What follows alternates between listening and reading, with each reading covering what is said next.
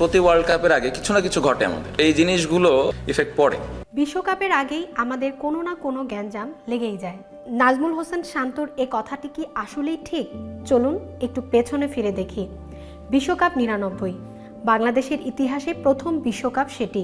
গায়ের লোম দাঁড়িয়ে যাওয়ার মতো এক মুহূর্ত। পুরো দেশ যখন অপেক্ষায় নিজ দেশের প্রথম বিশ্বকাপ ম্যাচ দেখার, ঠিক সেই সময়ে ঘটেছিল অস্বস্তিকর এক ঘটনা। কোথায় নিরবিচ্ছিন্ন প্রস্তুতি নেবে টাইগাররা, উল্টো ক্রিকেট অঙ্গনে উত্তাল একজন ক্রিকেটারকে কেন্দ্র করে, তিনি মিনহাজুল আবেদিন নান্নু। নির্বাচকরা তাকে বিশ্বকাপের দলে রাখেনি, কিন্তু নান্নু ফর্মে ছিলেন, বাদ পড়ার মতো না। তাতেই শুরু হয়েছিল উত্তেজনা, পাবলিক সেন্টিমেন্ট চরমে। শেষ পর্যন্ত তৎকালীন প্রধানমন্ত্রী শেখ হাসিনার সরাসরি হস্তক্ষেপে বিশ্বকাপ দলে জায়গা পেয়েছিলেন মিডল অর্ডার ব্যাটসম্যান নান্নু। ভেতরের জেদ মাঠেও দেখিয়েছিলেন নান্নু।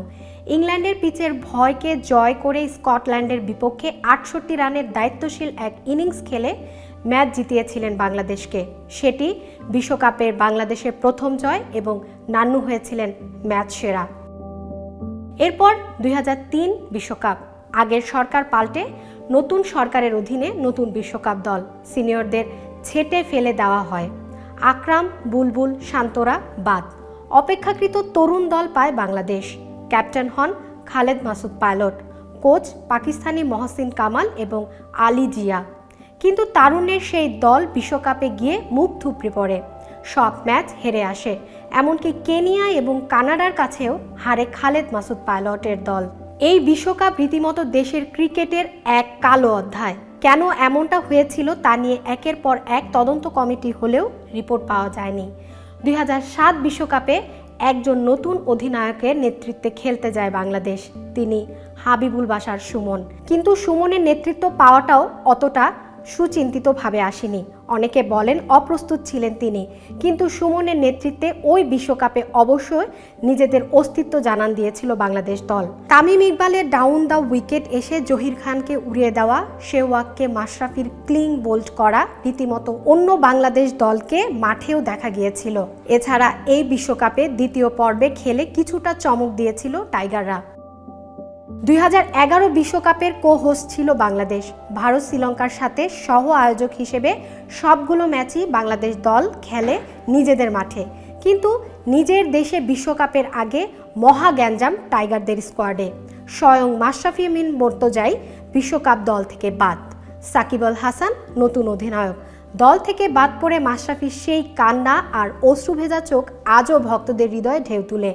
দলের এলোমেলো অবস্থায় প্রভাব পড়ে বিশ্বকাপের আসরে। 2015 বিশ্বকাপে আবার অধিনায়ক হিসেবে ফেরেন মাশরাফি, কিন্তু দলে একাধিক নতুন মুখ। বন্ধু অলরাউন্ডার ফরাদ রেজাও বাদ। 2-1 ক্রিকেটারের উপস্থিতিতে হয়তো খুশি ছিলেন না ক্যাপ্টেন, কোচ, ম্যানেজার। পরে বিশ্বকাপের মাঝপথেই সে আসর থেকে আশঙ্কিত ফিরতে হয়েছিল। প্রথমে ওপেনার এনামুল হক বিজয় এবং পেস বোলার আলামিনকে। বিজয় ফেরার কারণটা ইনজুরি সংক্রান্ত, কিন্তু কি ছিল আলামিনকে ফেরত পাঠিয়ে দেওয়ার কারণ তা এখনও ভক্তদের অজানা। কোয়ার্টার ফাইনালে খেললেও নানা বিতর্কে জড়িয়ে হঠাৎ করে শেষ হয়ে যায় বাংলাদেশের ইতিহাসের সবচেয়ে দুর্দান্ত সে বিশ্বকাপটি।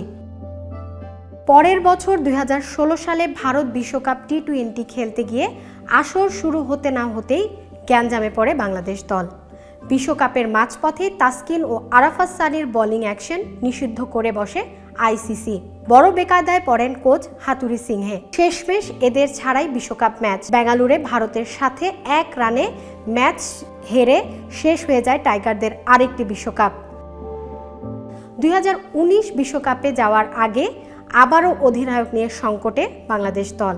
মাশরাফির পারফরমেন্স দলে থাকার মতো ছিল না, কিন্তু তাকে রেখেই এমনকি অধিনায়ক কোটায় রাখা হয় ম্যাচকে, পাঠিয়ে দেওয়া হয় বিশ্বকাপের মতো আসরে। অভিমান করেন সাকিব আল হাসান।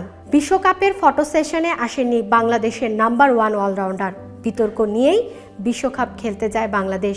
বিশ্বকাপ আসরে মাশরাফি এবং সাকিব দুজনেই পারফরমেন্সে বুঝিয়ে দিয়েছিল ভুল ছিল বিসিবির সিদ্ধান্ত।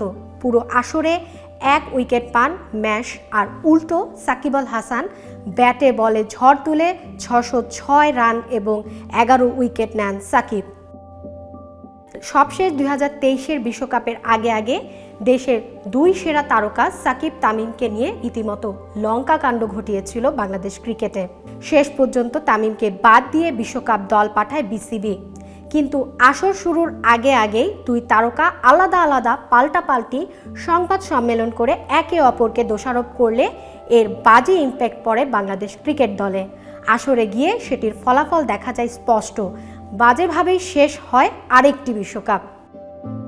এবারের টি-20 বিশ্বকাপের আগে ঘটে গেল স্মরণকালের অন্যতম সেরা গ্যাঞ্জাম, যার ফলে বিশ্বকাপে যাওয়া না যাওয়ার গোলকধাঁধায় পড়েছে বাংলাদেশ দল। এর সমাধানের পথ কি আদৌ আপনারা দেখেন, নাকি নাজমুল হোসেন শান্তর কথা ঠিক ধরেই এবারের বিশ্বকাপে অনুপস্থিত থাকবে স্বয়ং বাংলাদেশ দলটাই?